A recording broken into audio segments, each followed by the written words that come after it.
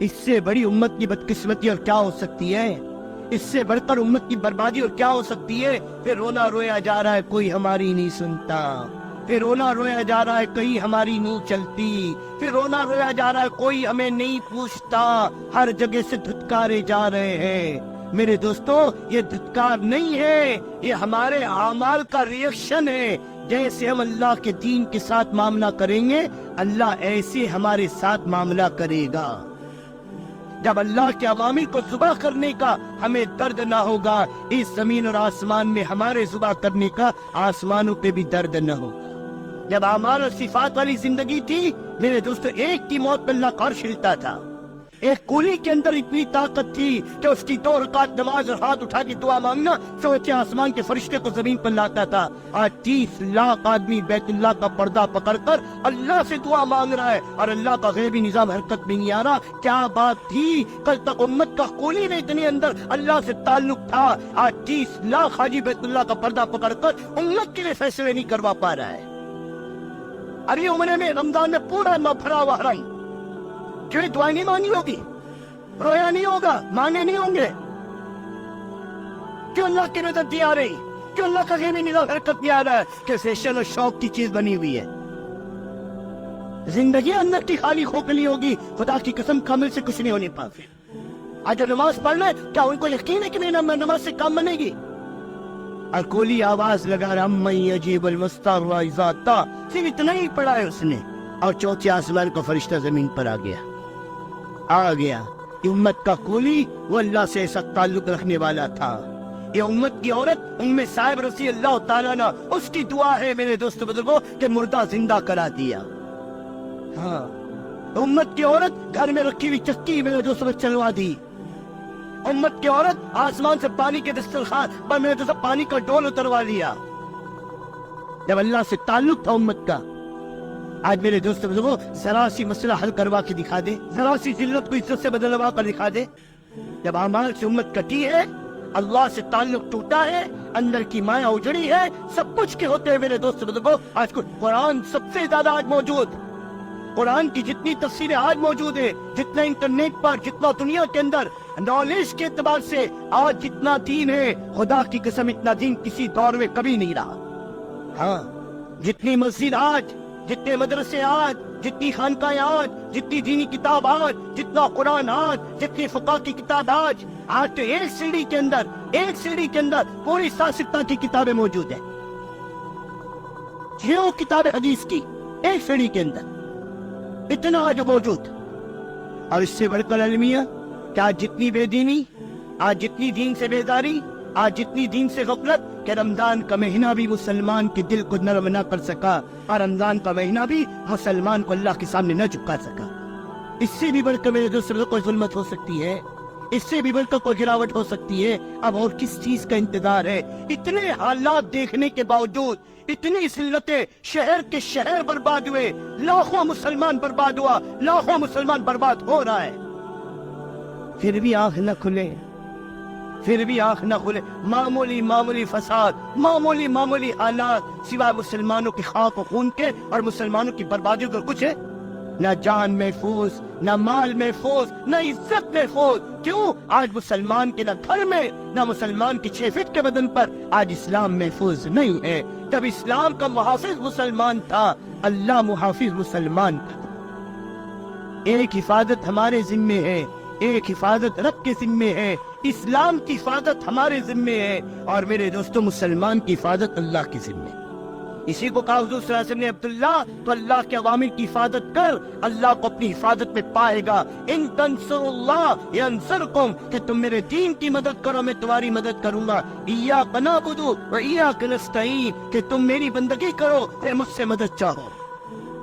میری مدد شرط کے ساتھ ہے، بغیر شرط کے مدد نہیں ہے۔ کھیت میں ہل چلاؤ، بیج ڈالو، اپنے بس کی محنت کرو، پھر کہو اے اللہ اب تیرے بس میں ہے کہ زمین کو پھاڑ کر غلہ نکاح کرو، تقاضے پورا کرو، پھر مجھ سے مدد مانگو کہ اللہ اب تیرے ہاتھ میں اولاد کا دینا اور اس عمل کی حفاظت کا کرنا۔ دکان پر محنت کرو، مال سجاؤ، تمہارے ذمے ہے، پھر گراہک کا لانا اور تمہارے مقدر کی روزی کا پہنچانا میرے ذمے ہے۔ تو دنیا کی لائن سے تو سارے اسباب کا یقین ہے، لیکن اللہ کی مدد اور نصرت کے دروازے کھولنے کے لیے یہ امت کو اتنا بھی میرے دوست شعور نہیں ہے کہ امت اپنے اللہ سے توبہ کرے، اپنی گندی زندگی سے توبہ کرے اور اطاعت و بندگی والی زندگی کو اپنائے۔ اللہ قرآن میں فرماتا ہے 14ویں پارے کے اندر، جو مرد اور عورت جنہوں نے اپنی زندگی کے اندر ایمان اور اعمال صالح کو داخل کیا، اللہ فرماتا ہے انہیں حیات طیبہ پاکیزہ زندگی دیں گے۔ قیامت تک کا اللہ کا وعدہ ہے ایمان اور اعمال صالح والی زندگی پر حیات طیبہ، برکت والی، رحمت والی، راحت والی، عزت والی، الفت اور محبت والی زندگی کے دینے کا۔ اور دوسری جگہ قرآن میں لگا فرما رہا ہے جو جان بوجھ کر ہمارے ذکر سے اعراض کرے گا، اور مفسرین نے لکھا ہے ذکر سے مراد اللہ کے دین سے اعراض کرے گا، اللہ کی اطاعت اور بندگی سے اعراض کرے گا، اللہ دو عذاب دے گا، ایک دنیا میں اور ایک آخرت میں۔ دنیا میں کیا عذاب دے گا؟ اللہ فرماتے ہیں اس کی معیشت کو تنگ کریں گے، تنگ۔ اور معیشت کا تنگ ہونا کیا ہے؟ ڈینلوپ کے گدے ہوں گے، اے سی کے کمرے ہوں گے، لیکن بستر پر جانوروں کی طرح کروٹیں بدل رہا ہوگا، سکون نصیب نہیں ہوگا۔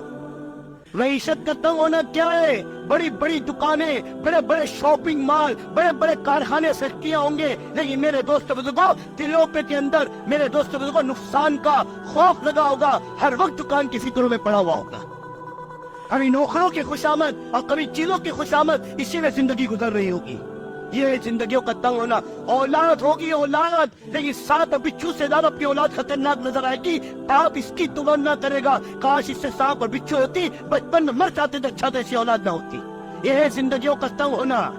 بیوی ہوگی بیوی، لیکن بیوی میرے دوست بزرگوں مصیبت اور بوجھ نظر آئے گی۔ یہ ہے زندگیوں کا تنگ ہونا۔ آج سینے پہ ہاتھ رکھ کر دیکھ لے دوستو، وہ کروڑ پتی ہے لیکن اندر اللہ نے بیماریاں ڈال دی، زندگیاں تنگ ہیں میرے دوستوں، چائے میری شکر نصیب نہیں ہے، نوکر تک کی مرغیاں کھا رہے، اللہ نے زندگیاں تنگ کر دی میرے دوست بزرگوں، وہ بنی ہوئی سبزی کا پانی پی کر جی رہے۔ بار بار سنے معیشت کا تنگ ہونا، معیشت تنگ ہے کیا؟ معیشت تنگ کبھی دھندے میں کوئی نقصان آئے گا؟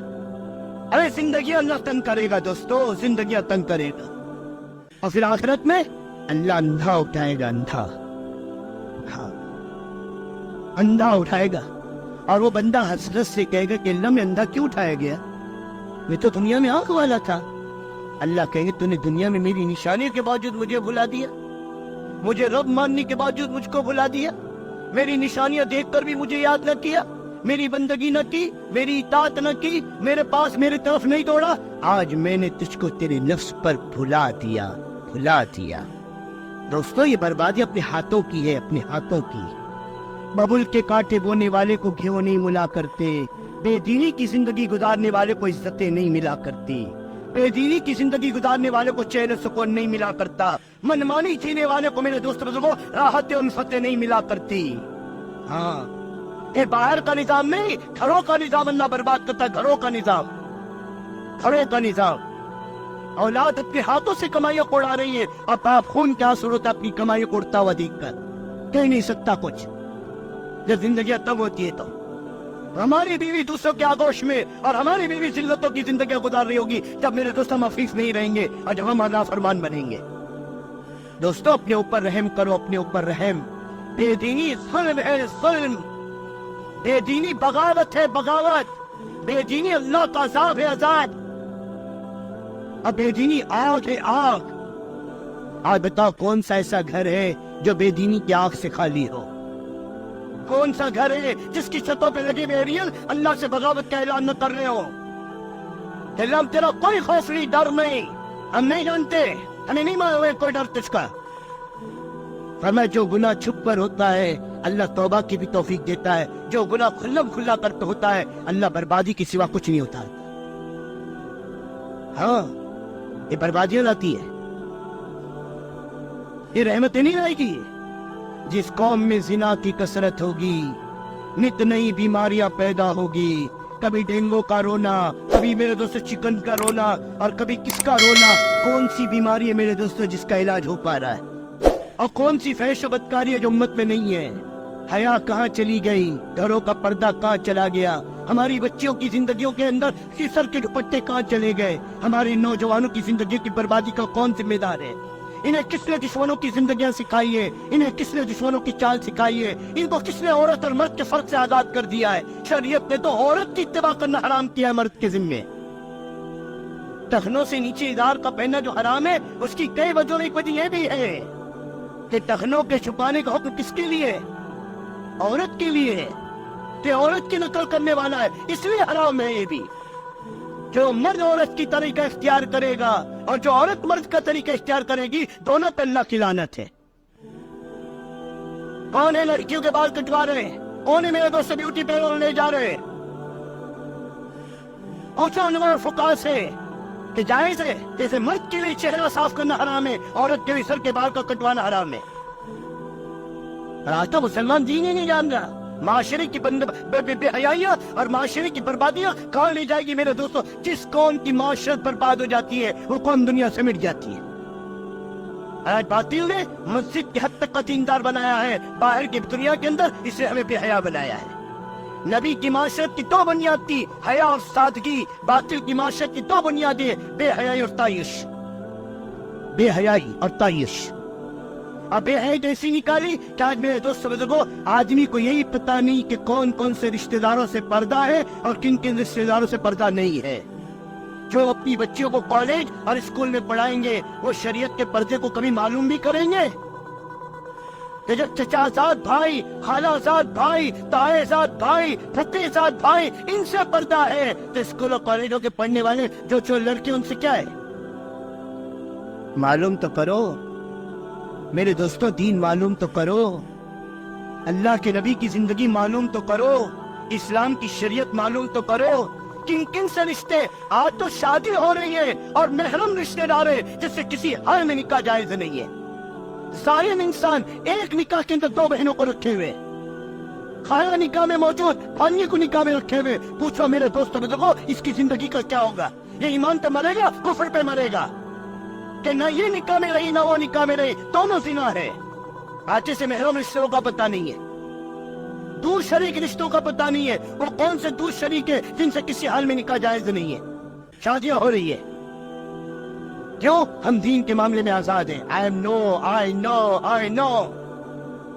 मुझे मालूम है ये जहालत की सबसे पहली इब्तिदा है कि मैं जानता हूं। ये अलामत है कि कुछ नहीं जानता, जाहिल है ये। वरना दीन की इब्तिदा तो कि भाई बताओ क्या करना चाहिए, ए मुफ्ती से मालूम करे क्या करना चाहिए, ये इब्तिदा है।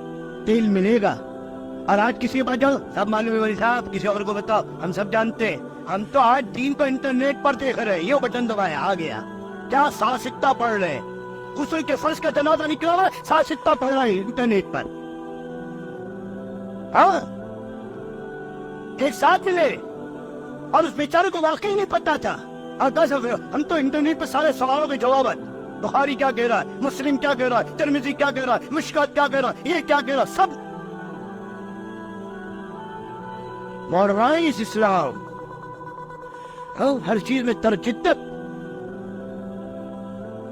हालांकि ये तो मेरे दोस्तों बुजुर्गों, अगर इससे इस्लाम आता तो अल्लाह पाक मेरे दोस्तों जो अपने नबी के लिए इतनी मुशक्कत कर रहा है कि अल्लाह पाक ज़माने में इन चीजों को नहीं कर देता।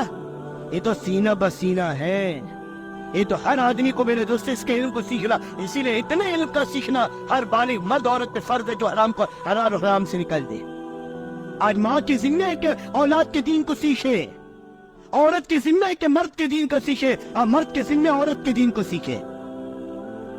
हाँ, हुजूर साहब फरमाए बेटी फातिमा तो अली के घर में बांदी बनकर नहीं जा रही, अली के घर में मलका बन के जा रही, तो बगैर पगार की धोबन नहीं, बावर्चन नहीं, नौकर नहीं है, तो अली के जिम्मे तुझे पका पकाए खिलाए, अली के जिम्मे तुझे सिला सिलाए पहनाए। नहीं बेटी फातिमा, दुनिया की तकलीफ पर सब्र कर लेना, इसका बदला जन्नत है, आखिरत में बदला मिलेगा।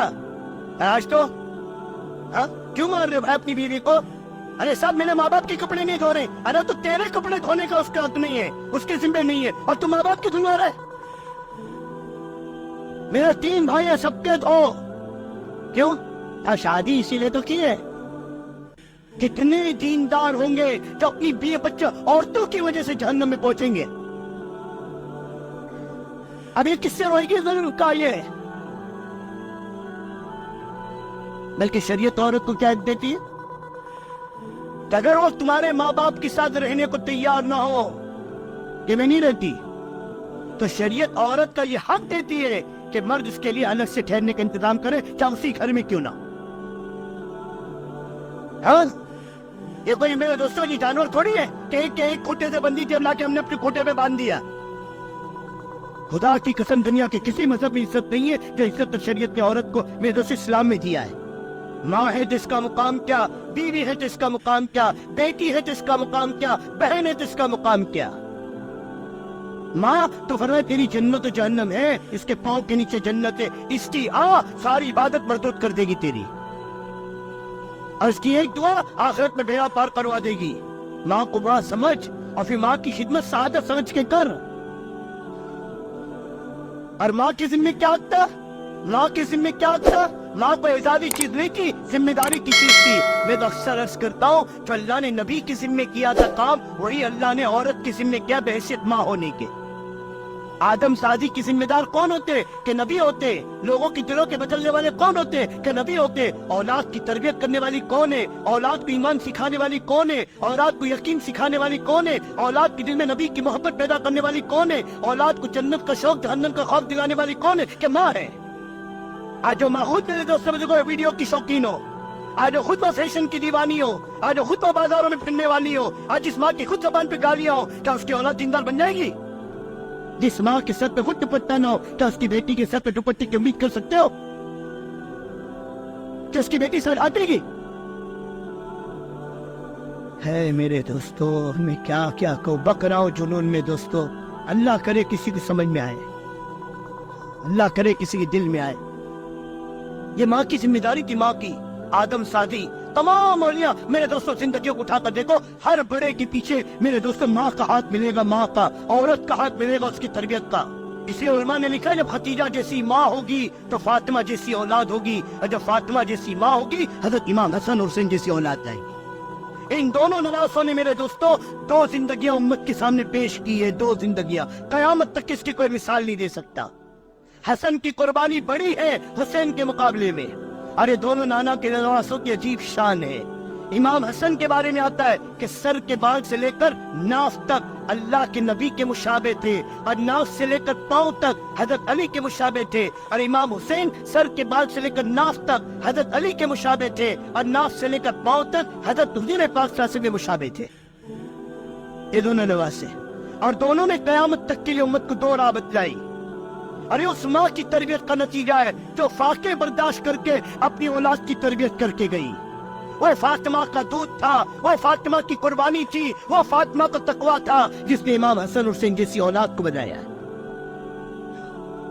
کہ فاقے کی حالت میں باپ کے پاس آئی ہے, باپ کے پاس اپنے علی شوہر کے کہنے پر مجازی خدا کے حکم سے, اور جب اپنے باپ کے سامنے حال رکھا کہ فرشتوں کی غذا اللہ کا ذکر ہے, جانوروں کی غذا گھاس اور پتے ہیں, ہم انسانوں کی غذا کیا ہے.